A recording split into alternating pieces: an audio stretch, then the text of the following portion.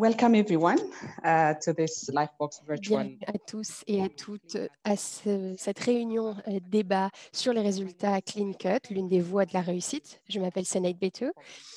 Je suis la directrice des programmes en Afrique orientale. Avant de passer la parole à notre président aujourd'hui, quelques points logistiques.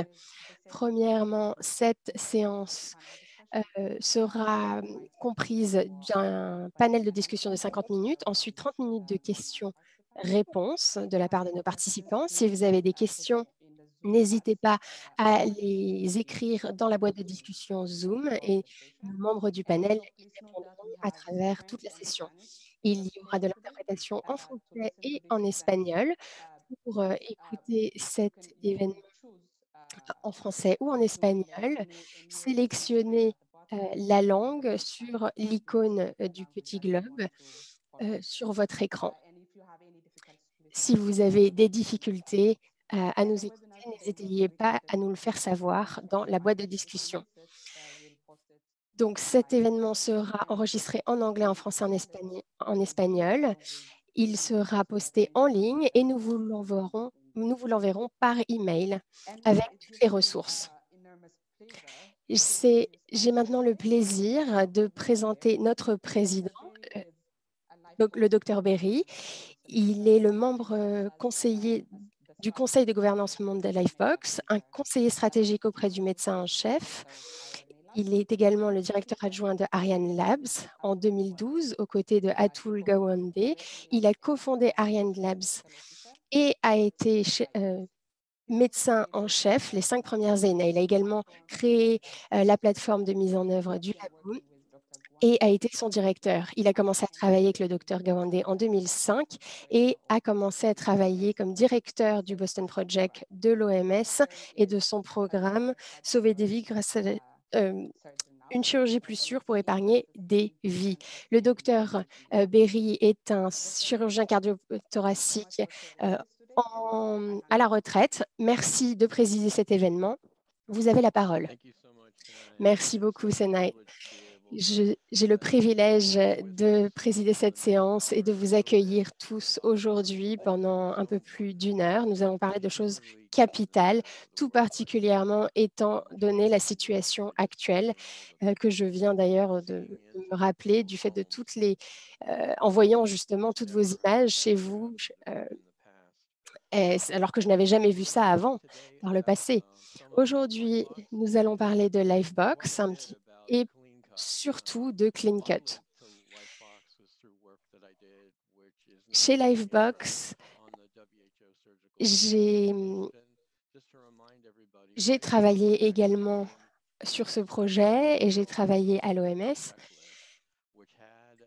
Ce programme est lié à la liste de contrôle de l'OMS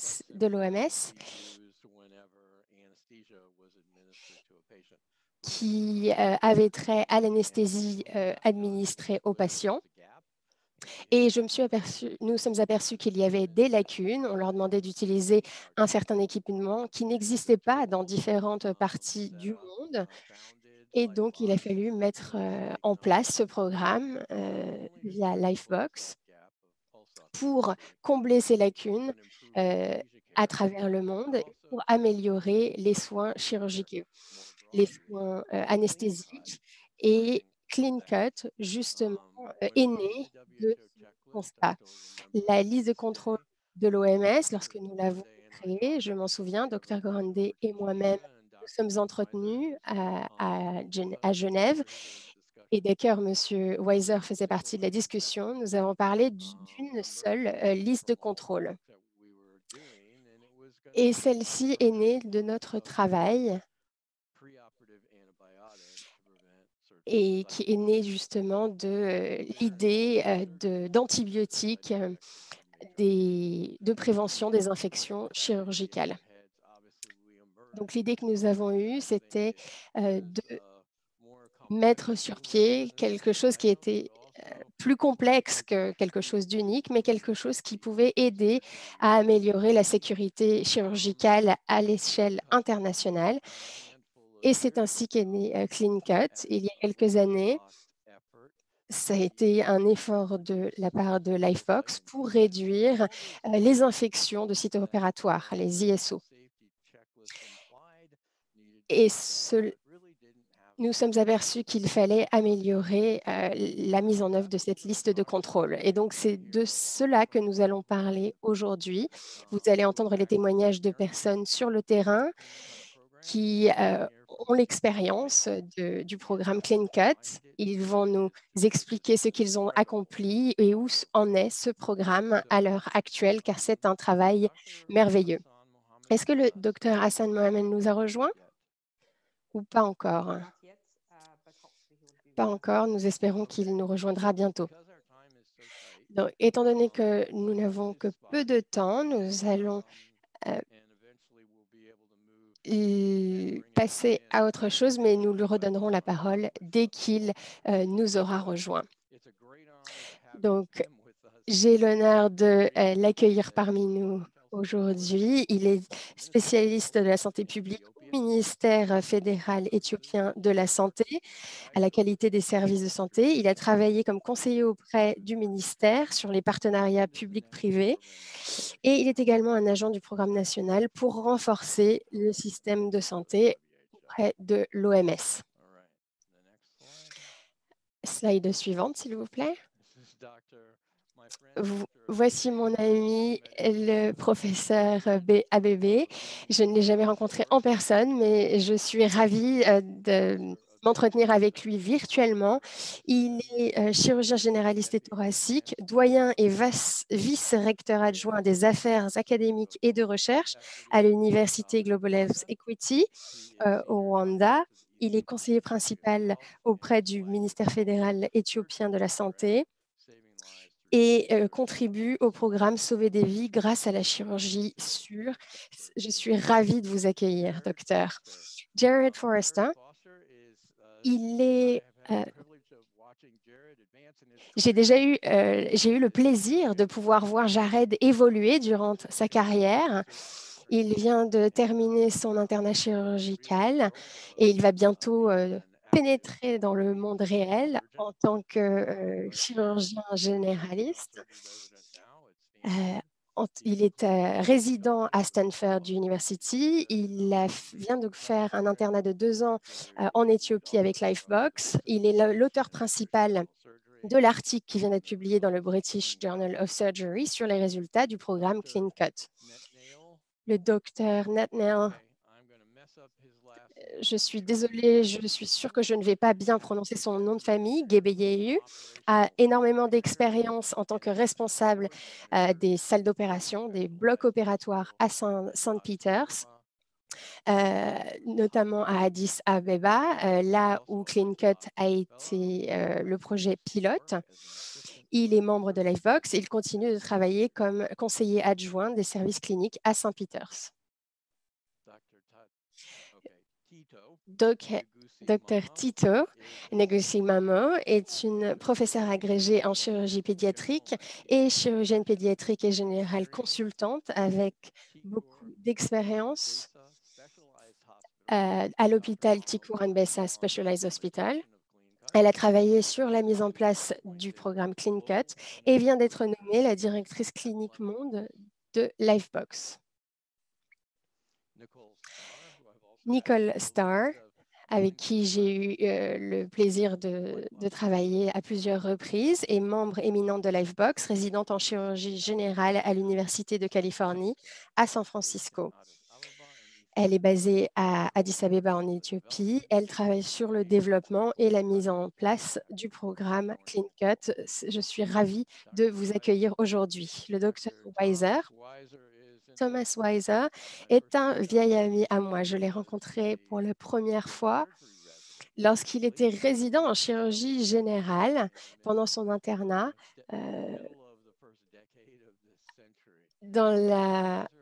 il y a déjà de nombreuses années. Il est médecin conseil chez Lifebox, chirurgien traumatologue et général.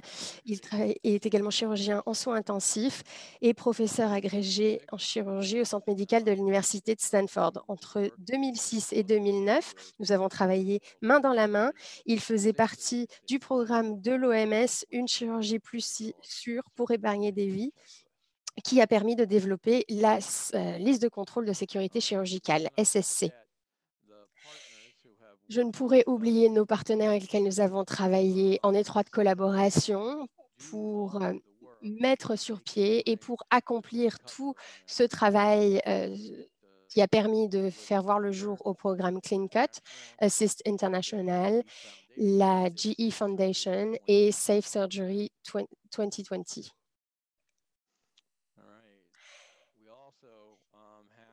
J'aimerais également remercier chaleureusement le ministère fédéral éthiopien de la Santé. Le travail accompli sur place n'aurait pas vu le jour sans le leadership du ministère éthiopien. Très bien. Je ne vais pas lire toutes les institutions qui apparaissent à l'écran, mais vous les voyez, elles ont toutes été partie prenante. Il y a de nombreux hôpitaux qui ont joué un rôle dans la mise en place de ce programme. Encore une fois, ce programme n'aurait pas pu voir le jour sans le travail, tous les efforts qui ont été fournis par tous les personnels de ces institutions. Enfin, voici mes notes. Je pensais m'excuser au tout début.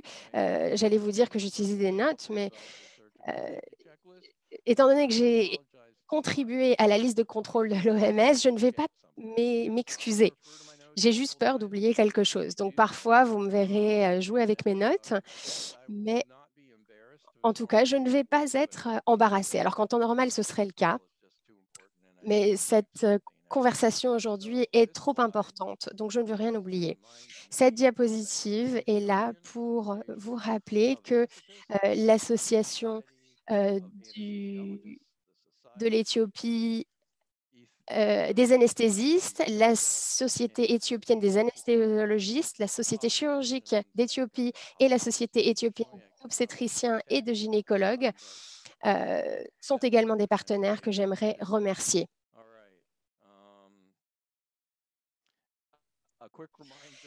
Petit rappel, une fois encore, c'est un peu difficile à trouver, mais en bas de votre écran, il y a un petit globe. Peut-être que c'est en haut de votre écran sur le côté, mais il y a un globe sur lequel vous pouvez appuyer pour écouter cette conférence interprétée en français ou en espagnol. Ou vous pouvez écouter directement la table ronde en anglais. Enfin, passons donc à la table ronde. C'est la partie centrale de cette session. Je ne crois pas que le docteur Mohamed nous ait rejoint. Je ne le vois pas. Ah si, il est avec nous. Si, il vient de nous rejoindre. Magnifique. Merci beaucoup d'être ici parmi nous. Docteur Mohamed, je vous souhaite la bienvenue à cette table ronde. J'espère que vous n'avez pas raté votre présentation. Nous réjouissons de nous entretenir avec vous aujourd'hui. Merci encore pour tout le travail accompli avec le ministère fédéral de la Santé. Sans vous, le programme n'aurait pas pu se faire, s'enrichir autant sur le terrain en Éthiopie. Je vais commencer par vous poser une question et je pense que je finirai par vous poser une question également à la fin de cette table ronde. J'aimerais avoir votre avis. Comment est-ce que CleanCut est en adéquation avec la stratégie plus large du ministère fédéral d'une chirurgie plus sûre en Éthiopie? Êtes-vous parmi nous? Je peux vous voir. Ça y est, je crois que vous n'êtes plus en mode silence. Oui, merci beaucoup de m'accueillir. Désolée de vous rejoindre un peu tard. J'ai eu quelques problèmes à me connecter à Zoom.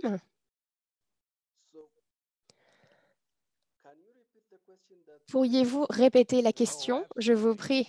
Oui, tout à fait. Est-ce que vous pourriez nous dire, comment est-ce que le programme CleanCut, est en harmonie avec les prog la stratégie actuelle du ministère, fédéral de la santé pour une chirurgie plus sûre en Éthiopie? Oui, nous avons un plan stratégique chirurgical dans notre pays et je dois dire que CleanCut a travaillé tout tout le programme a travaillé en adéquation avec notre stratégie, nous a apporté un soutien technique, surt de l'équipement a également été fourni aux services chirurgicaux des différents hôpitaux et cela est donc bien en adéquation avec la stratégie du ministère d'améliorer nos services chirurgicaux. Avant CleanCut, question de suivi. Avant ce programme CleanCut, aviez-vous déjà mis en œuvre des efforts pour réduire les infections du site opératoire? Ou est-ce que CleanCut vous a lancé un peu cette stratégie?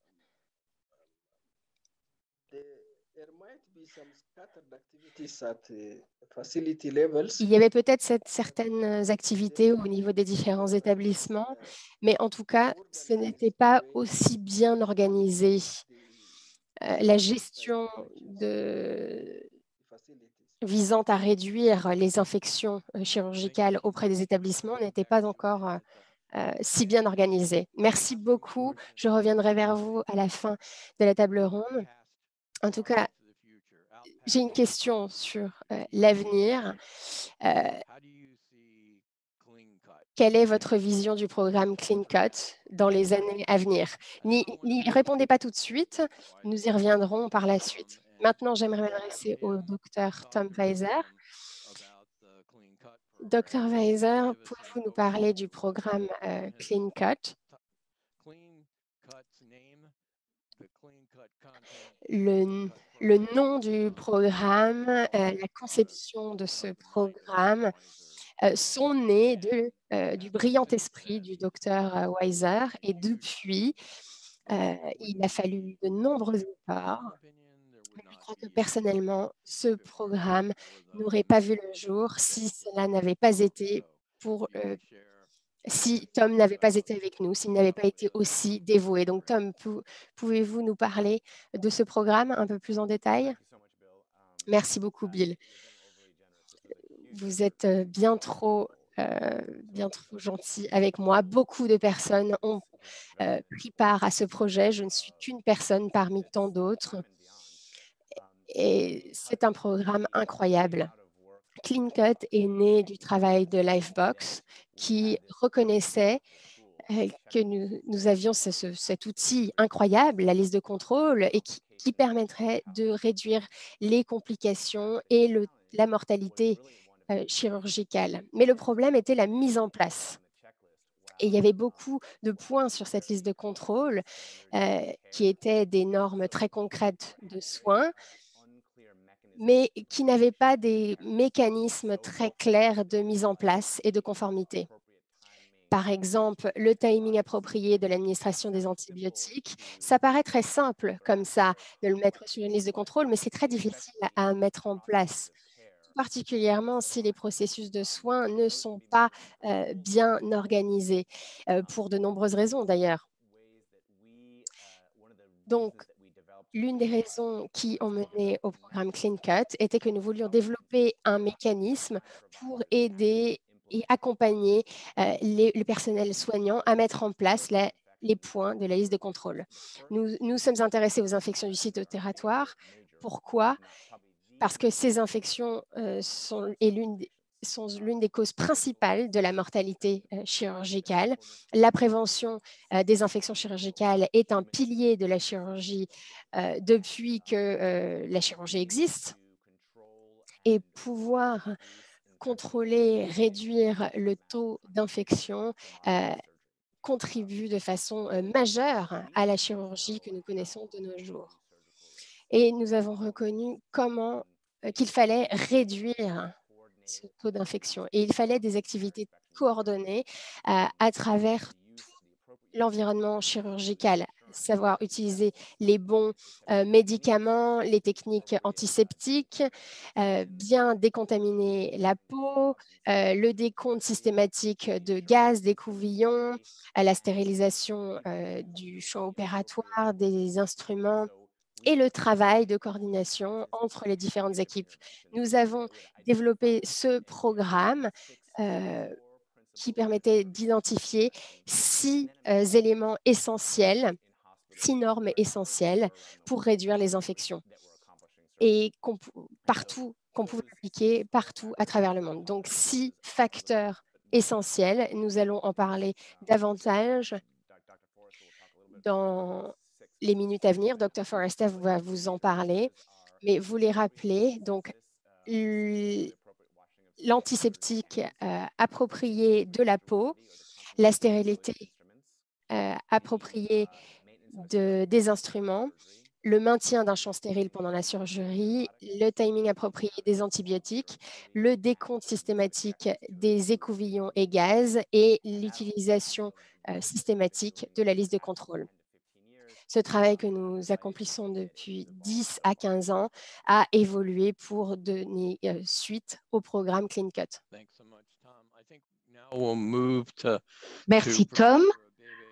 Je vais maintenant m'adresser au professeur Kelly parce que il a contribué durant ces années aux efforts dans ce programme. Alors, professeur Abebe, comment le programme a-t-il évolué?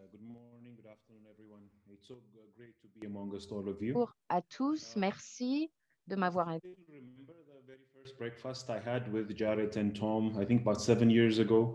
Il y a 7 ans, j'ai rencontré pour la première fois Jared et Tom. Et nous avions à ce moment-là envisagé un petit programme à Addis Abeba. C'est de là que tout est parti. C'est à l'hôpital universitaire de Jimma que la première équipe a commencé à travailler.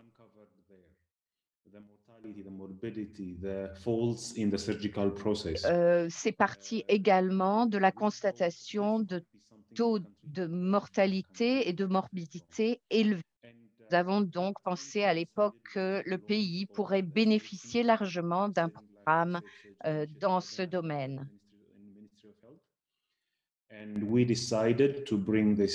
Avec le ministère de la Santé, nous avons alors décidé d'établir le projet dans deux grands hôpitaux d'Addis Abeba. Il s'agissait donc d'abord d'identifier le taux d'ISO, d'infection du site opératoire. Et simplement en restructurant les installations et les dispositifs et processus qui existent déjà dans les hôpitaux, eh bien, on peut largement améliorer la situation.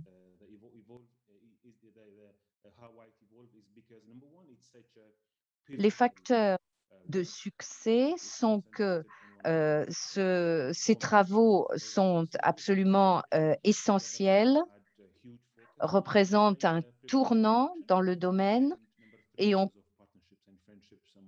conduit à une réduction d'ISO, du nombre d'ISO, mais également l'un des avantages de ce programme est également les liens qui ont été tissés.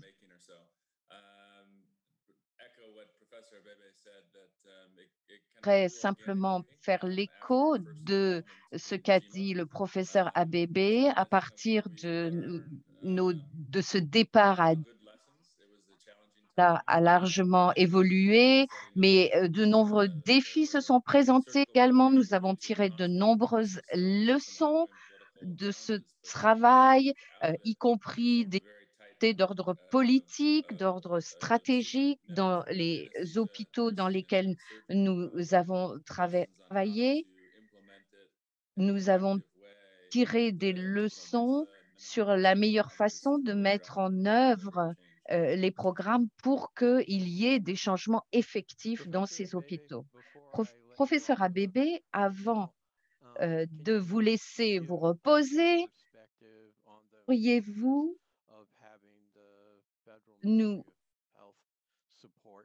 donner votre avis sur l'importance du soutien du ministère de la Santé pour ce projet?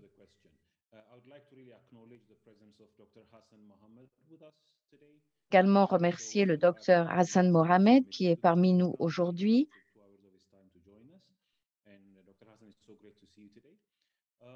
Je suis ravie que vous soyez là aujourd'hui, docteur Hassan.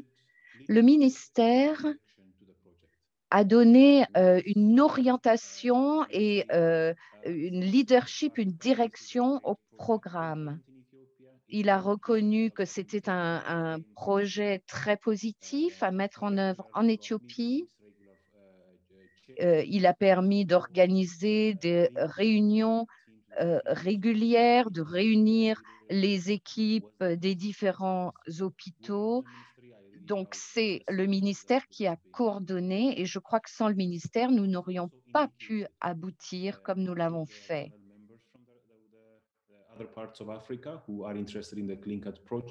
y a des participants d'autres parties, d'autres régions d'Afrique. Je peux leur assurer que c'est vraiment la voie de l'avenir.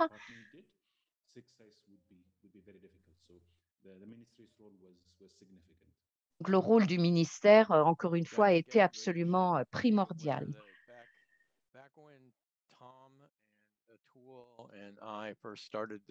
Mais Otua et moi-même avons démarré ces travaux. Nous avons reconnu dès le début que le ministère jouerait de fait un rôle primordial, notamment pour la diffusion mondiale des résultats de projets essentiels. Cela prend du temps que de convaincre les ministères de l'importance de ce genre de programme, mais lorsqu'ils ont compris, eh bien, leur soutien est absolument crucial pour faire évoluer le programme. Nous savons qu'ils font face eux-mêmes à de nombreux défis, mais en l'occurrence, pour ce programme, leur engagement a été total. Je voudrais parler maintenant d'un article récemment publié dans le British Journal of Surgery. Jerry, vous avez été l'auteur principal. Alors, pourriez-vous peut-être nous donner une vue d'ensemble de cet article, un aperçu de cet article? C'est un excellent article, donc pourriez-vous nous en parler, s'il vous plaît?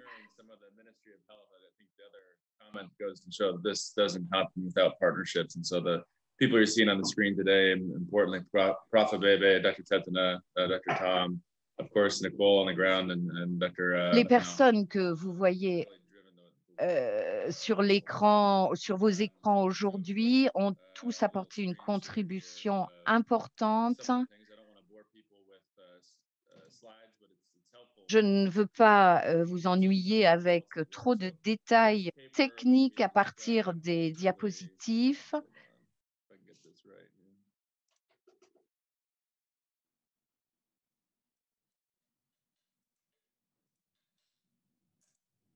There we go.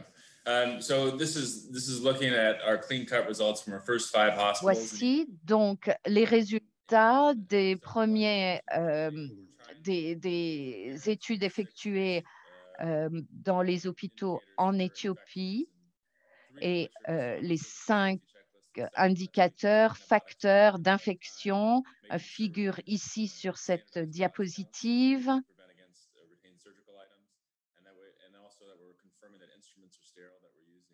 Il s'agit de préparation cutanée appropriée, antibiotiques prophylactiques, stérilité des instruments, comptage des gaz, utilisation pour la sécurité chirurgicale. Nous avons opérationnalisé, bien entendu, toutes les définitions correspondant à ces facteurs. Et ensuite, nous avons suivi les patients étudiés sur une période de 30 jours. Nous avons observé dans 22 cas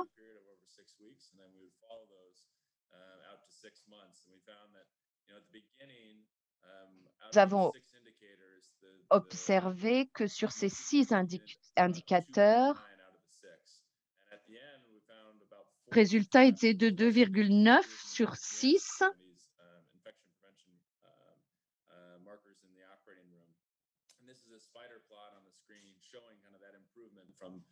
Et vous voyez ici l'amélioration représentée par la ligne bleue.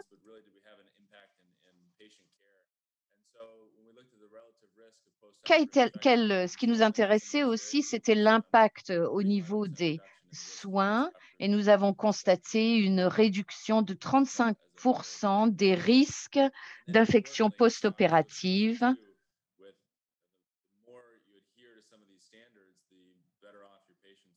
Plus l'on est en conformité avec ces normes, plus la réduction et des risques est élevée également.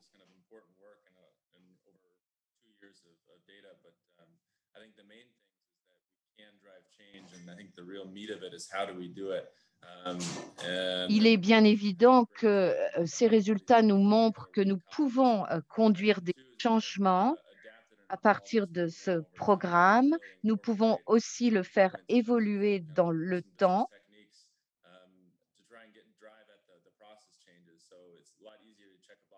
Faire intervenir des changements au niveau des processus.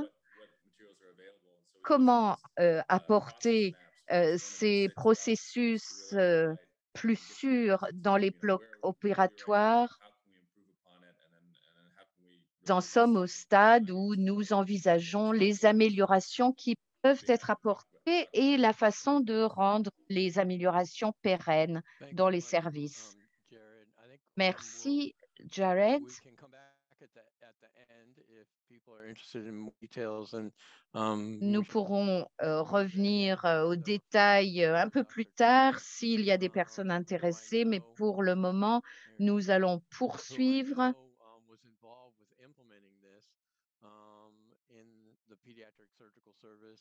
Maintenant, à une personne qui a pu mettre en œuvre dans un hôpital, l'hôpital où elle travaille, ce programme.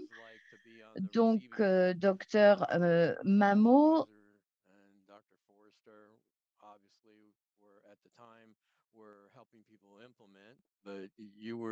les auteurs de ce projet, vous souhaitez aider la mise en œuvre. Alors, qu'avez-vous appris à ce moment-là? Comment est-ce que pour vous, comment ça s'est passé la mise en œuvre de ce programme dans votre service? Comme cela a déjà été dit, il y a une réduction des ISO en adhérant de façon stricte aux normes mentionnées. Et à cet égard, le projet nous a montré que des améliorations étaient nécessaires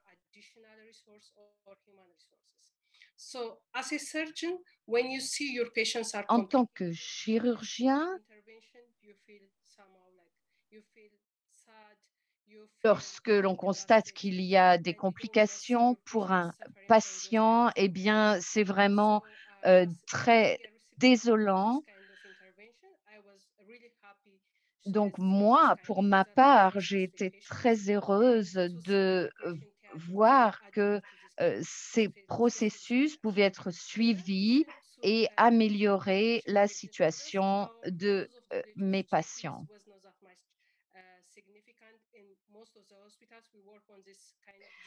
La liste de, la liste de contrôle au départ était peu utilisée, mais en impliquant les parties prenantes et en leur montrant les résultats de cette pratique, de la pratique d'utilisation de la liste, eh bien, nous avons pu leur montrer qu'il y avait effectivement des améliorations très possibles et également au niveau des ISO. Il y a également une signification clinique pour nous et pour nos patients.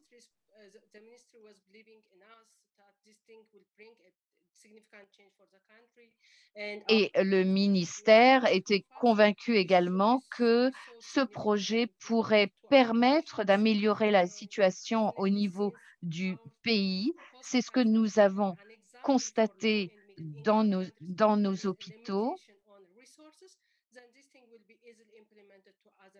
Et là où il y a des ressources limitées, eh bien, ce programme est relativement aisé et peu coûteux à mettre en œuvre. Donc, c'est particulièrement bénéfique pour ces sites à plus faibles ressources. Merci de cette contribution. Vous avez fait un travail admirable. Alors, vous avez terme de simple, de processus simple. C'est vrai que le concept est simple. Tom a parlé de 6 indicateurs, 6 facteurs. Vous savez, au fond de vous-même, que prendre ces 6 idées simples, les reprendre et faire en sorte que l'on travaille, que les gens travaillent en équipe et les appliquent, eh bien, c'est une idée simple, certes, mais ça n'est pas si facile que ça. Et cela a demandé des efforts considérables que de mettre cela en œuvre. Je sais que vous travaillez étroitement avec Nicole actuellement. Et pour faire aller de l'avant ce projet, ce programme, s'est-il passé depuis que toutes ces données ont été collectées pour l'article et afin de rendre peut-être son application plus simple? Nicole, merci. Bill, c'est vraiment extraordinaire que d'avoir pu réunir ce panel. Finalement, je suis très fière de ce que nous avons réalisé ensemble, collectivement. Nous sommes partis d'une structure de programme solide, robuste, et vous en voyez les bienfaits dans les résultats. L'application de CleanCut, eh bien, nous avons dû tirer les leçons nécessaires, apporter les modifications nécessaires. Je vais entrer un petit peu plus dans les détails de la mise en œuvre du programme et parler des changements spécifiques que nous avons apportés pendant l'application dans les 5 hôpitaux mentionnés. D'abord, sur la collecte de données, eh bien, il nous a fallu débourser, payer au départ pour cette collecte de données parce que nous souhaitions avoir des informations de qualité, mais lorsque nous avons élargi l'application au niveau national, eh bien, nous avons voulu obtenir davantage l'assentiment des autorités régionales et locales et avoir leur soutien et donc arrêter de payer à l'extérieur pour cette collecte de données. Nous avons également mis l'accent sur la relation entre mentors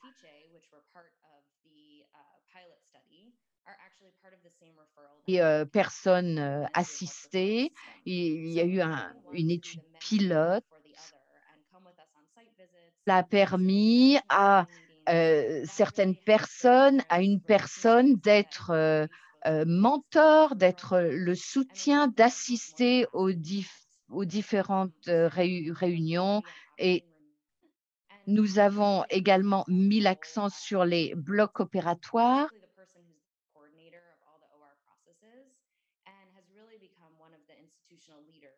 La personne qui coordonne les processus. Nous avons également mis en place une plateforme de formation qui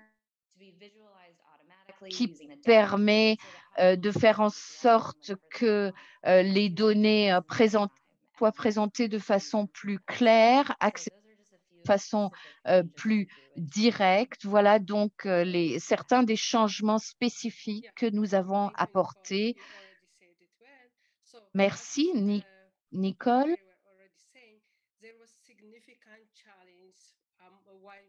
Nous avons fait face à des défis spécifiques. Heureusement, nous avons pu tirer des leçons dans tous les hôpitaux et apporter les changements nécessaires.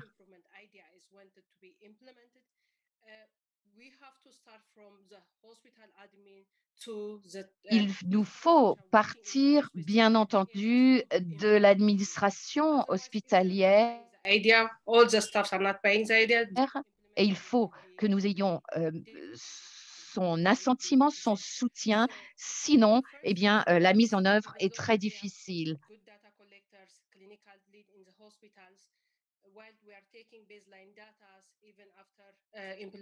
Dans certains hôpitaux, il n'était pas toujours possible ou il a été difficile de tenir des réunions pour coordonner la collecte de données. Donc, il nous a fallu vraiment déployer des efforts importants afin de communiquer de façon formelle et informelle pour que les personnes concernées comprennent l'importance du programme. Donc, au fil du temps, les administrateurs ont pu être touchés de cette façon et nous aider à mettre en place des processus spécifiques, par exemple la mise en place de zones stériles. Il nous faut donc, encore une fois, que les administrateurs soient convaincus des aspects positifs de la nouvelle initiative. Et il s'agit de travailler avec toutes les équipes, pas seulement les équipes d'infirmiers, infirmières, mais toutes les autres équipes cliniques.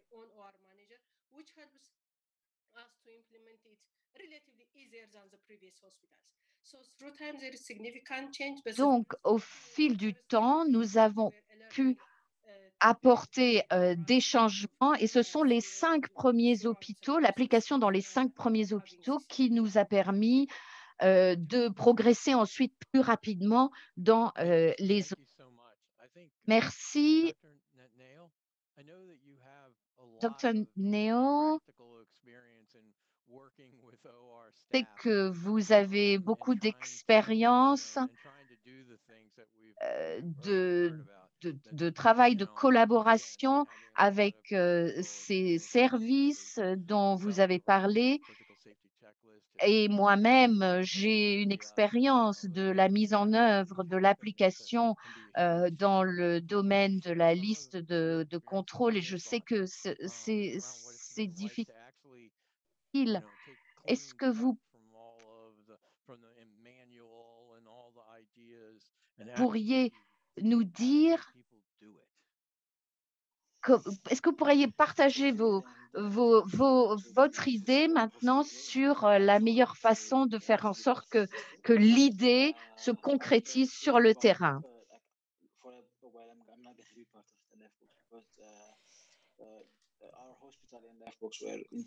Notre hôpital a eu un rendez-vous avec le professeur Nicole qui nous a présenté le travail de Lifebox et du programme CleanCut. Et je me souviens avoir pris des notes lors de cette présentation. Lorsqu'on m'a présenté CleanCut et Lifebox, je travaillais comme responsable du bloc opératoire. St. Peter's a été un centre d'amélioration de la qualité, mais les infections chirurgicales n'étaient pas l'un des points d'intérêt. Donc, tout d'abord, sur le développement de ce système, il y a eu différentes listes de contrôle et des indicateurs de performance clés qui devaient suivre les pratiques dans le bloc opératoire et les différentes pratiques qui mènent à la sécurité chirurgicale des patients. Donc, le problème constaté était l'intégration entre ces normes, ces outils, le suivi et les pratiques sur le terrain parmi le personnel soignant.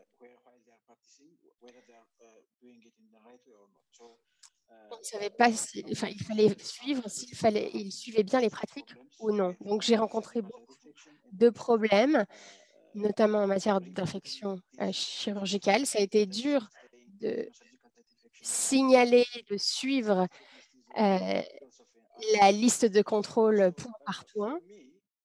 Donc, personnellement, quand Livebox est arrivé chez nous, c'était vraiment merveilleux car nous ne savions pas comment nous organiser.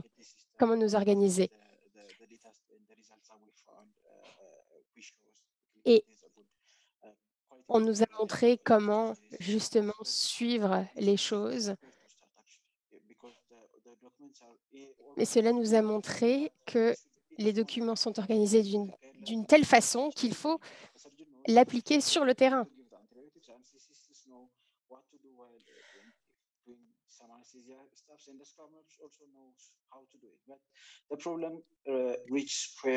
Mais le problème, c'est la communication.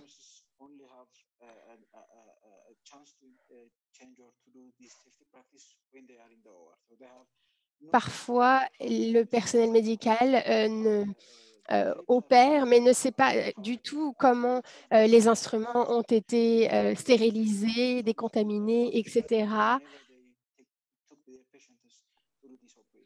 Donc, il fallait vraiment avoir la patience de mettre en œuvre cette communication entre les différents personnels.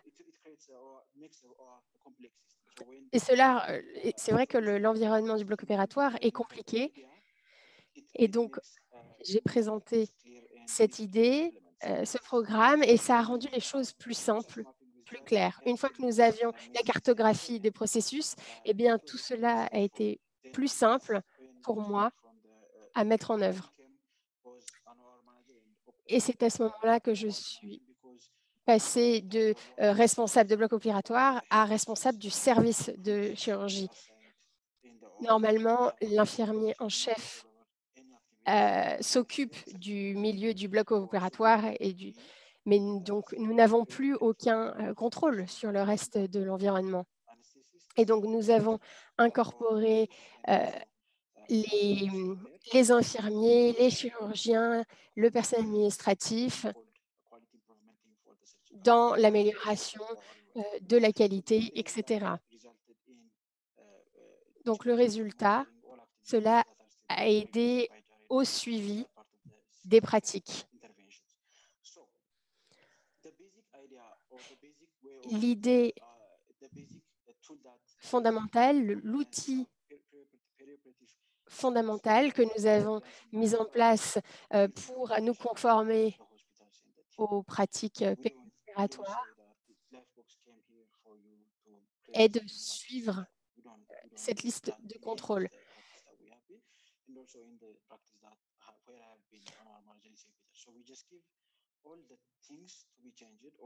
Nous expliquons les normes à l'équipe et l'équipe choisit de les appliquer.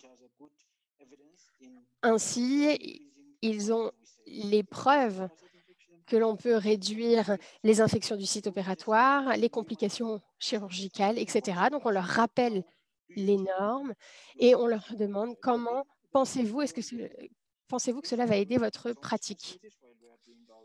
Nous leur donnons donc des responsabilités et donc je pense que cela est clé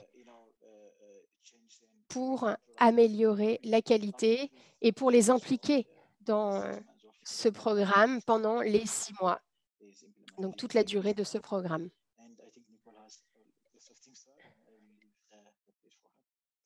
En tout cas, merci beaucoup. Merci Nati.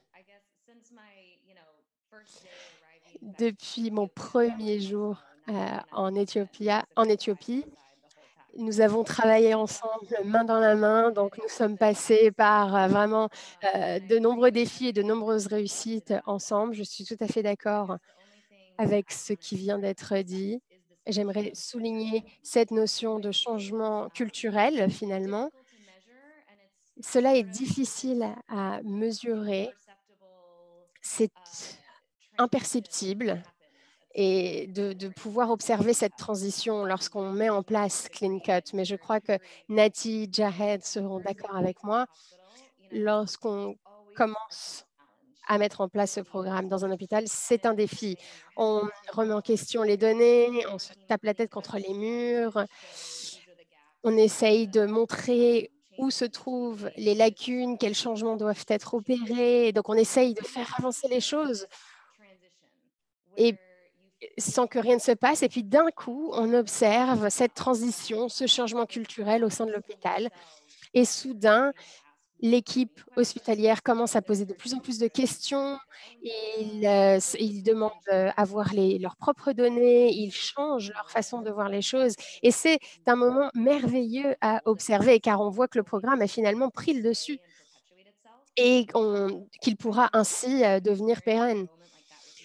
Et je me souviens avoir vécu ce moment avec Nati à St. Peter's.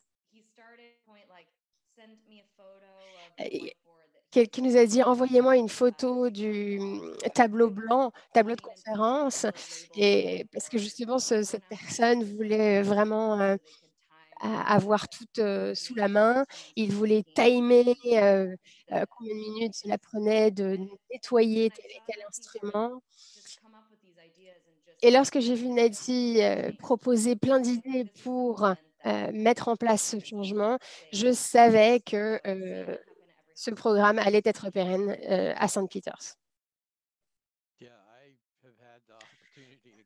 Oui, j'ai pu donc réfléchir à la mise en place de la liste de contrôle ces 10 dernières années, je dois dire, et je ne sais pas si cela peut être bien traduit dans toutes les langues, mais d'un coup, le personnel comprend en quoi consiste ce programme et comment les changements vont être opérés. Et donc, je crois que CleanCut est merveilleux. Je me souviens d'une personne qui m'a dit que CleanCut vous disait exactement quel point de départ prendre. J'ai pu voir de nombreux hôpitaux dans de grandes difficultés parce qu'ils ne savaient pas par où commencer. Ils ne connaissaient pas ce fameux point de départ. Ils étaient concentrés sur 50 choses différentes.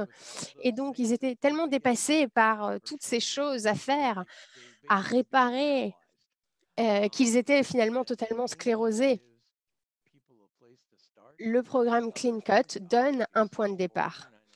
Et je crois qu'il y a un autre point capital, je ne sais pas si vous serez d'accord.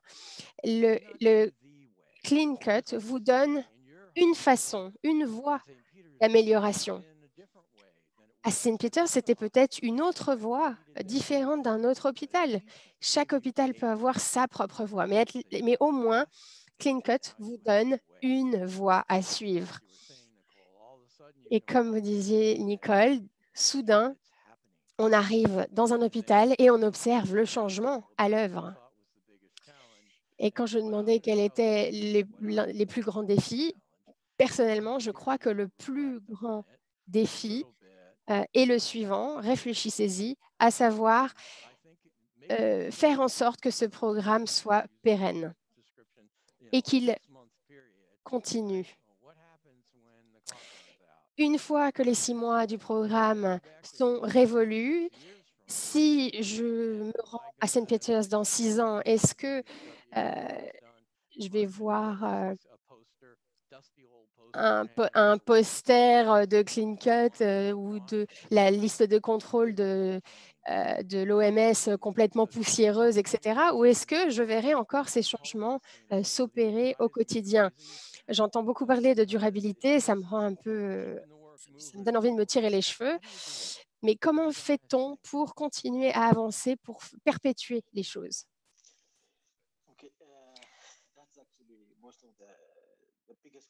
C'est effectivement le plus grand défi que nous rencontrons en Estonie, en Éthiopie et dans d'autres et à d'autres endroits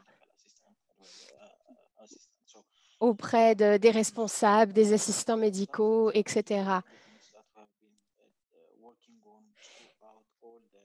Donc, c'est ce sur quoi nous nous sommes concentrés pendant tous ces programmes, tout particulièrement à Saint Peters, lorsqu'on observe la pratique d'une chirurgie sûre au sein du bloc opératoire. Comme je le disais, en 2014, la mise en place de la liste de contrôle n'existait pas.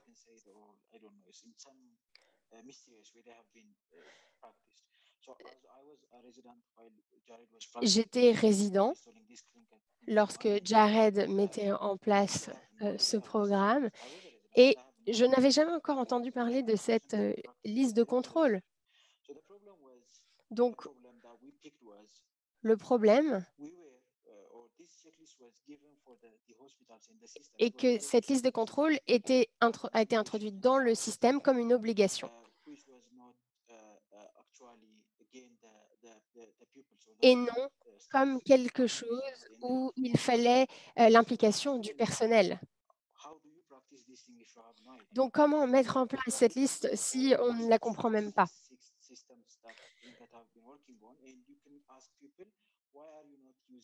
Donc, à l'époque, vous pouviez demander à telle ou telle personne pourquoi n'utilisez-vous pas cette liste de contrôle. Vous pouvez même demander aux chirurgiens ou aux infirmiers.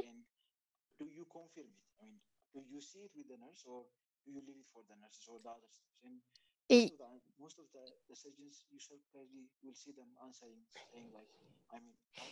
ils répondaient, je ne sais pas, je n'en ai aucune idée, je ne connais pas cette liste de contrôle. Donc, nous sommes partis de la base et nous avons expliqué quelles étaient ces normes au personnel médical. Donc, premièrement, il fallait mettre en place le changement. Et donc, on leur disait, voilà la liste de contrôle, on leur montrait et on leur disait que cela réduisait les infections chirurgicales. Et soudain, le travail dans le bloc opératoire se fluidifiait. On leur expliquait qu'il n'y aurait pas de problème d'administration d'antibiotiques.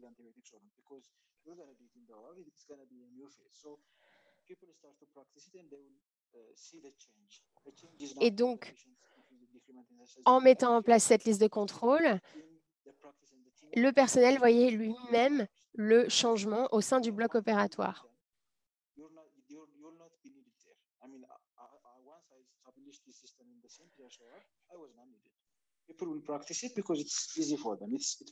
Et finalement, le personnel s'est mis à mettre en œuvre cette liste de contrôle parce que c'était facile pour eux, une fois qu'on leur avait expliqué.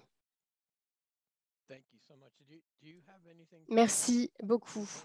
Nicole, quelque chose à ajouter? C'était une très belle explication, mais en tout cas, peut-être un commentaire? Oui, je crois que Nadi a bien tout expliqué de façon éloquente. En tout cas, nous nous sommes concentrés là-dessus en le regardant de façon quantitative. Nous avons réfléchi à un webinaire à l'avenir, mais si nous retournons dans les hôpitaux des mois après, nous avons vu que les changements perdurent et que d'ailleurs le système, les résultats continuent de s'améliorer. Donc cela montre que ce programme est pérenne.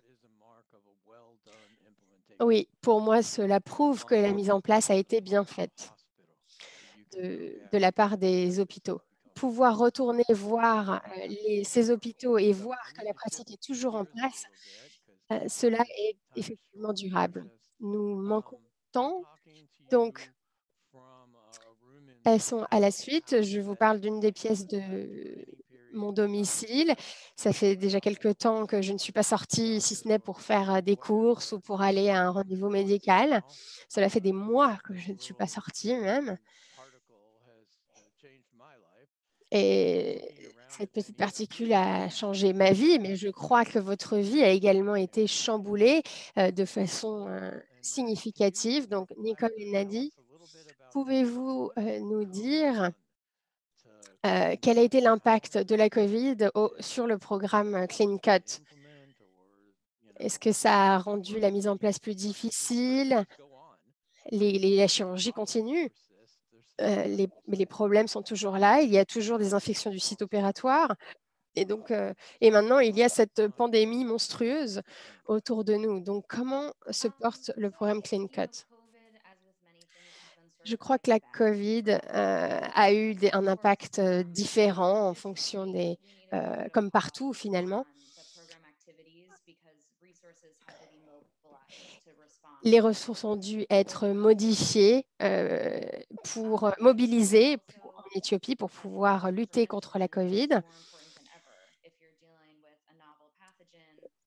Je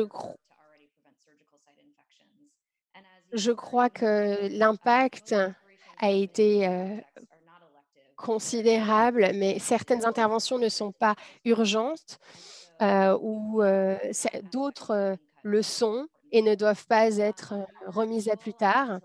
Donc, je crois que CleanCut a été plus important que jamais. Nous avons eu davantage d'expertise pour créer davantage d'équipements de protection individuelle. Nous avons essayé de mettre en place une nouvelle liste de contrôle pour faire en sorte que le personnel médical reste en bonne santé. Donc, nous avons répondu de la meilleure façon que nous avons pu, mais il y avait de nombreux besoins et je suis sûre que beaucoup de personnes connaissent cette situation. Peut-être que nous pourrons d'ailleurs en parler pendant la discussion.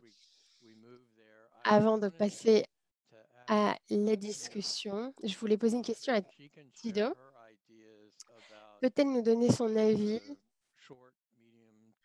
sur le court moyen terme à venir, étant donné la crise de COVID? Est-ce que ce programme va pouvoir continuer à être mis en place en Éthiopie et à travers tout le continent africain et voire à l'échelle mondiale après? Oui, merci. Comme cela a été dit,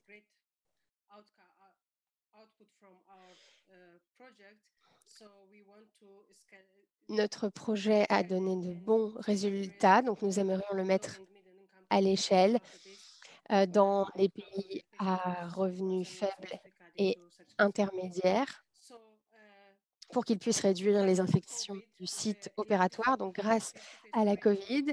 Et en plus des formations en face à face pour mettre en œuvre CleanCut, nous essayons de mettre en place des formations virtuelles. Nous téléchargeons des documents sur notre site Internet pour qu'ils soient accessibles, pour que tout le monde puisse comprendre ce programme et comment le mettre en œuvre dans les hôpitaux. Donc, tout cela fera partie de notre stratégie anti-Covid et conjointement avec le ministère de la Santé qui a en 2016 lancé un programme pour l'anesthésie et les chirurgies plus sûres dans les pays d'Afrique orientale. Nous essayons d'inclure 5 hôpitaux d'enseignement supplémentaires, ainsi que dans des hôpitaux d'enseignement tertiaire. Et nous essayons de collaborer également avec la Société éthiopienne d'obstétriciens et de gynécologues. Et nous essayons, pareil, de mettre en place ce programme dans 10 autres hôpitaux. Nous sommes en contact avec Lifebox. Donc, nous planifions nous voulons que tout notre personnel serve d'exemple pour que ce programme soit mis en œuvre dans le reste du continent. Donc, nous communiquons avec des personnes d'Ouganda, de Madagascar, du Rwanda, du Libéria, de la Libye, etc. Et ils savent que nous allons lancer ce programme à travers le continent. Such a concerning time that those are such hopeful words. And it sounds to me like the program is adapting itself. Eh bien, il semble que le programme s'adapte pour pouvoir poursuivre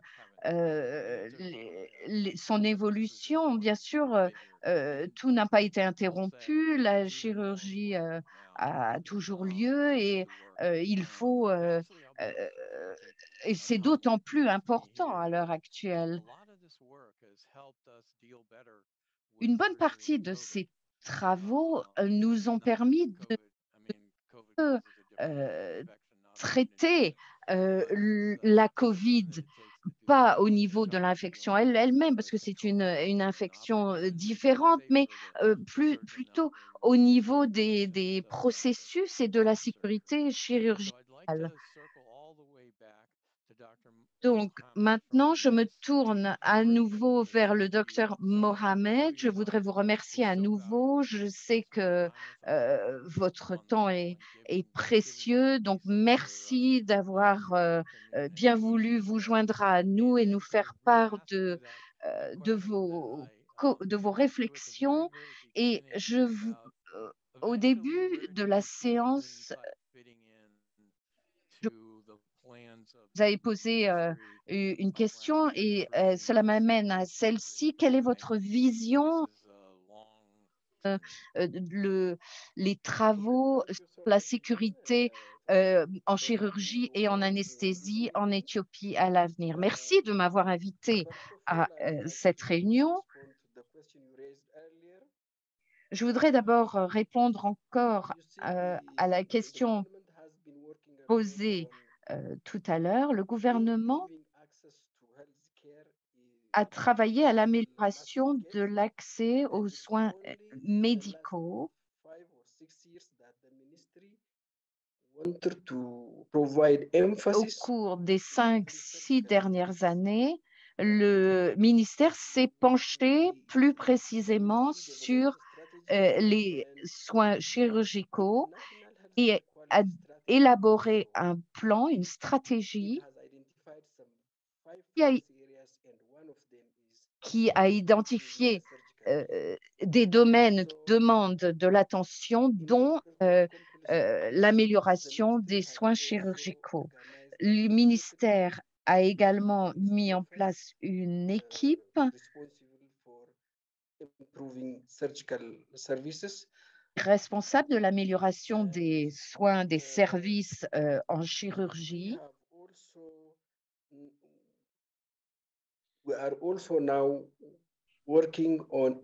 Nous travaillons également en ce moment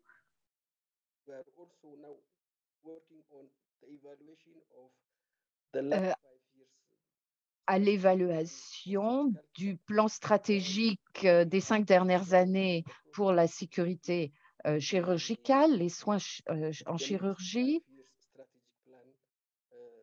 et nous élaborons le plan stratégique pour les 5 années à venir. Clean Cut fait également partie du travail du groupe de travail technique du ministère, et nous travaillons en collaboration étroite pour améliorer les soins chirurgicaux dans notre pays.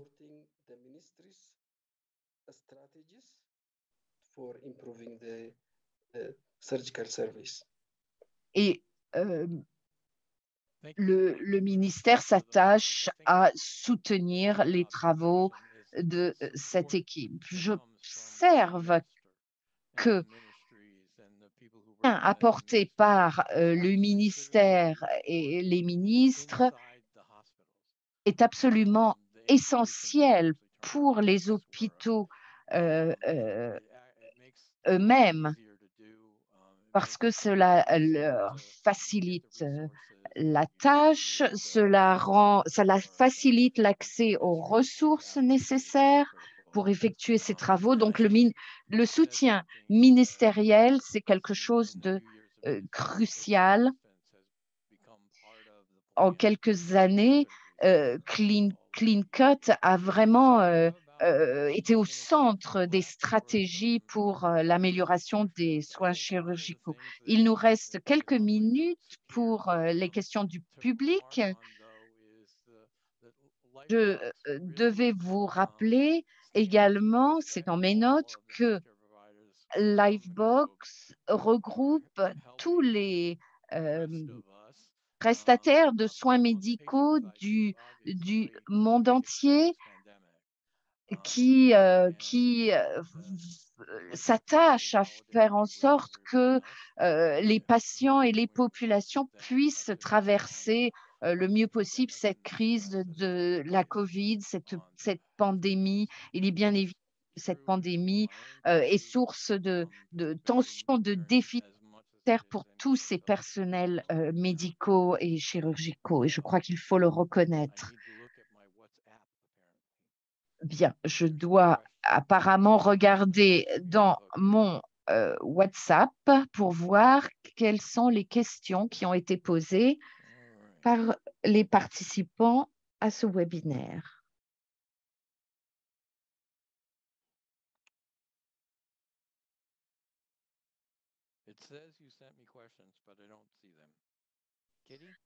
Apparemment, vous m'avez envoyé des questions, mais désolé, je ne les vois pas.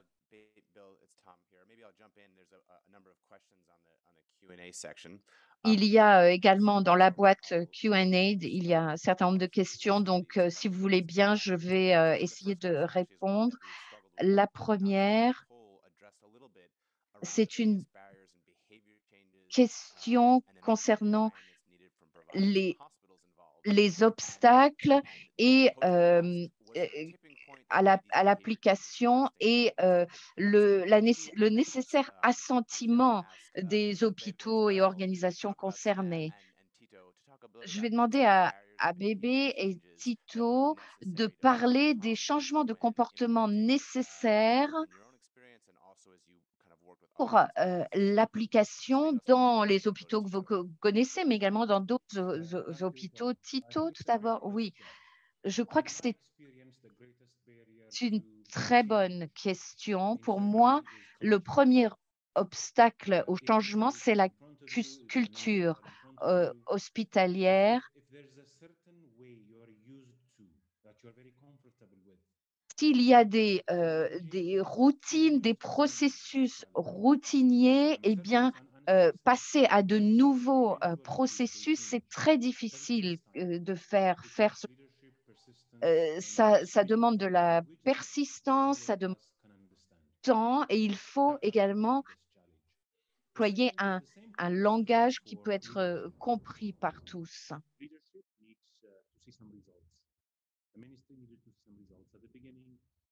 Il faut également qu'il y ait, c'est une deuxième remarque importante, qu'il y ait des résultats tangibles.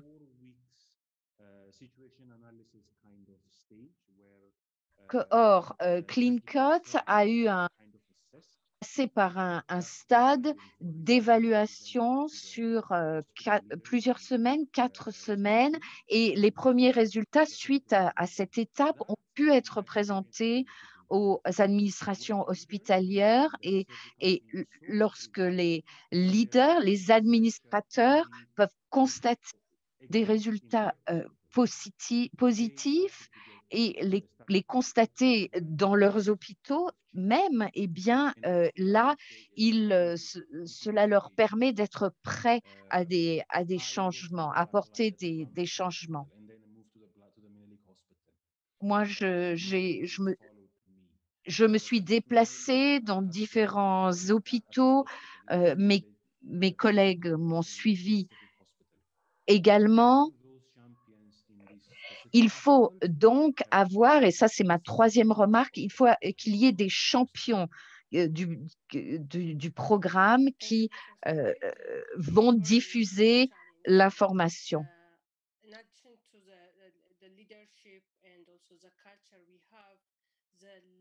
Outre le leadership et le culture, il faut également qu'il y ait une bonne communication entre les différentes équipes. Et pour nous, ça représente un défi important.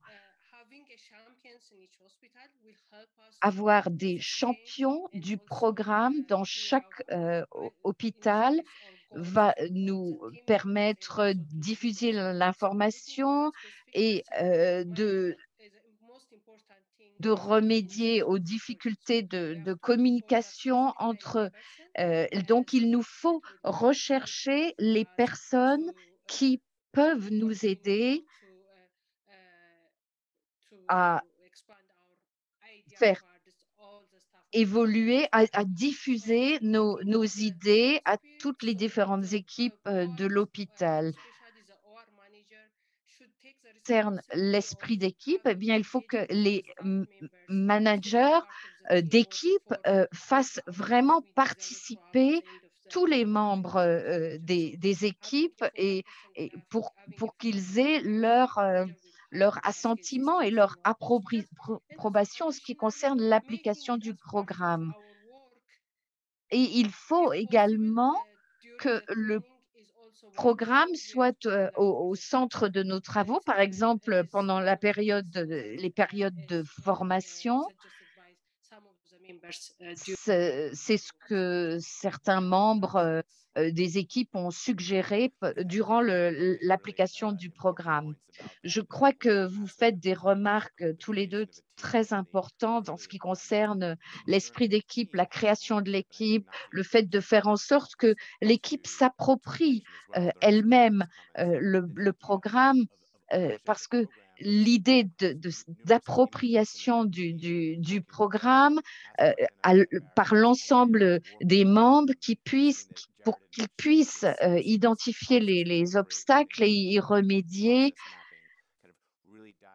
Nous avons un processus de cartographie dans Clean Cut pour identifier les sources de difficultés et ABB, Tito et vous tous savez que souvent les remèdes, les réponses existe, et parce que les personnes dans les hôpitaux, dans les services savent où se trouvent les problèmes, et lorsque on les identifie, eh bien, on peut commencer à essayer de trouver au sein des équipes les solutions, et à partir de là, on peut obtenir également l'engagement des autres personnels et des administrations. C'est la raison pour laquelle il est si essentiel d'avoir le soutien des ministères et des administrations. Sinon, c'est une lutte permanente, comme l'a dit Bill. Il y a eu un certain nombre de questions dans la boîte de discussion, dans le Q&A, quels sont les pays impliqués, où seront dans quel site irons-nous à l'avenir. Pour les programmes d'Afrique orientale, vous avez pourriez-vous nous parler un peu, Sénaïd, de la face des opportunités d'expansion et d'élargissement de ces travaux? Concerne les opportunités et les perspectives d'opportunités. La qualité de chef de programme en Afrique orientale et également leader clinique de tous les programmes Lifebox, et étant donné que nous avons des membres dans de nombreuses régions, cela montre que nous sommes prêts désormais à élargir mondialement, déjà en Afrique orientale, dans d'autres régions, dans d'autres pays avec lesquels nous communiquons déjà depuis 1 an ou 2. Mais le programme CUT pourra également donc s'élargir à d'autres pays d'Afrique de l'Est, d'Afrique orientale. Le fait d'avoir des membres dans les pays, les nouveaux prospects de pays peuvent avoir accès au fellowship programme sur notre site Internet, peuvent nous permettre de mettre en œuvre CleanCut et d'autres programmes Lifebox dans d'autres pays. Donc, oui, nous allons nous étendre d'abord à d'autres régions d'Afrique orientale, mais par la suite aussi peut-être Amérique du Nord, Inde, etc.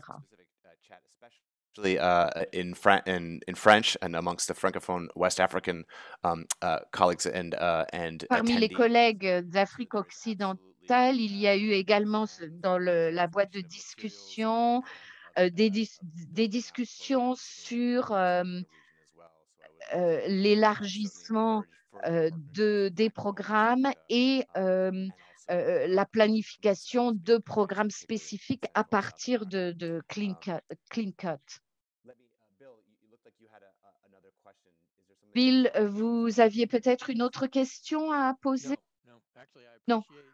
Non, merci d'avoir bien voulu d'être intervenu.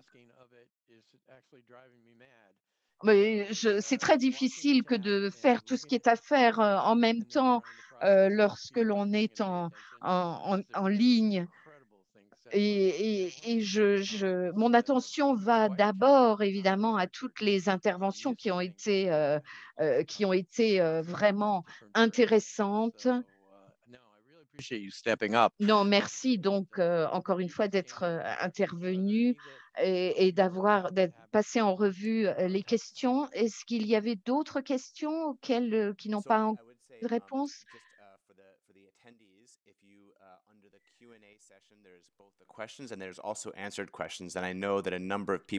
Je sais que dans la boîte Q&A, questions-réponses, eh bien, il y a un certain nombre de questions qui ont trouvé des réponses de la part de certains des membres du panel, des questions sur, encore une fois, les obstacles, sur la meilleure façon de démarrer le programme. Il y a également des questions sur l'élargissement des idées, des concepts de Clean Cut. Clean Cut, c'est un programme très concret qui s'appuie sur 6 normes de conformité spécifiques, mais les stratégies sous-jacentes sont en réalité très simples, mais difficile à mettre en œuvre parce qu'il faut mettre en place des équipes, identifier les problèmes à résoudre et les solutions spécifiques pour certains milieux. Donc, par exemple, les antibiotiques prophylactiques pour les milieux opératoires. Il y a eu certaines des questions vont un peu au-delà du champ de Clean Cut, mais de fait, par la suite, les travaux qui vont résulter de Clean Cut vont pouvoir permettre d'intégrer des questions en suivi qui se posent. Comment faire pour mieux stériliser les instruments, par exemple. Donc, tout cela peut être intégré dans de nouveaux programmes qui résulteraient de celui-ci. Nous arrivons presque au terme de cette séance, et avant de résumer, je voudrais remercier les Safe Surgery 2020 et également la G Foundation et Lifebox qui ont vraiment permis qui nous ont vraiment aidé à développer des concepts et également à diffuser le programme. Donc, nous sommes reconnaissants à toutes les organisations qui nous ont soutenus. Bill, je vous rends la parole peut-être pour les dernières remarques. Merci, Tom. Je voudrais remercier tous les membres du panel pour vos réflexions très intéressantes et l'aisance de votre parole.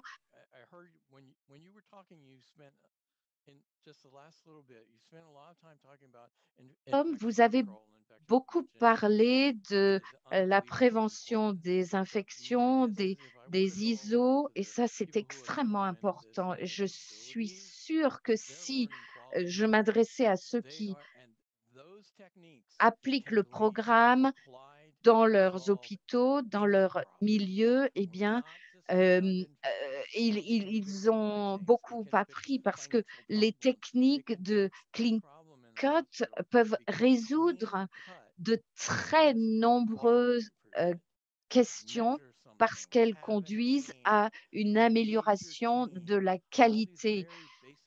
Et toutes ces leçons simples, toutes ces leçons fondamentales sur le fait de faire participer ces équipes, d'impliquer tout le monde.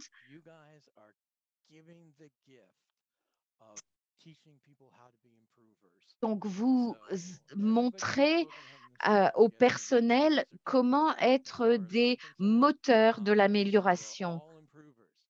Vous êtes tous des moteurs de l'amélioration. Vous montrez au personnel comment réfléchir.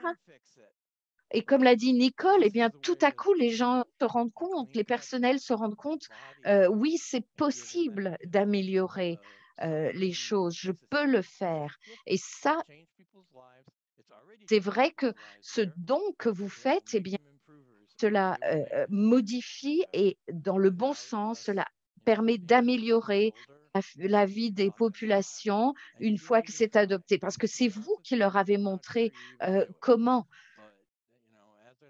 faire en tant que moteur d'amélioration. Est-ce que vous faites, vous changez la vie des gens. Et moi, je suis tout à fait séduit et tout à fait impressionné et reconnaissant.